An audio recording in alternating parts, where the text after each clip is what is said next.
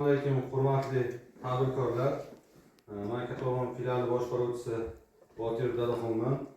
Bugun filialimizda tadbirkorlar bilan uchrashuv, navbatdagi uchrashuv. Bundan asosiy maqsadimiz tadbirkorlikni boshlash uchun yordam berish, tadbirkorlik faoliyatini kengaytirish uchun, shu bilan birga shu tumanimizdagi ishsiz aholini ish bilan band qilishni shu asosiy maqsad qilib olganmiz. Bunda filialimizda shu bo'yicha kreditlarimiz mavjud. Masalan, tadbirkorlikni boshlash uchun biznesga birinchi qadam kreditlarimiz bor.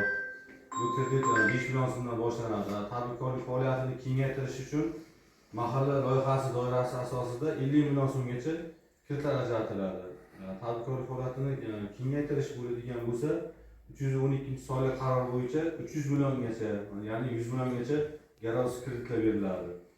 Shu bo'yicha gaplashamiz. Mana kimda qanaqa savol, qanaqa taklif bo'lsa, marhamat berishlaringiz mumkin. 300 millionlik kredit qaysi yo'nalishga beriladi? Teplis qaysi sohaga? Tadbirkorlik faoliyatini yanada kengaytirish uchun beriladi. Shu oxirgi faoliyat tadbirkorda bir yildan oshgan bo'lishi kerak. Mana 100 million so'mgacha garovsiz tariqasida beriladi. Ishlab chiqarish shularga ajratiladi. Issiqxonaga ham beriladi? Beriladi. Rahmat.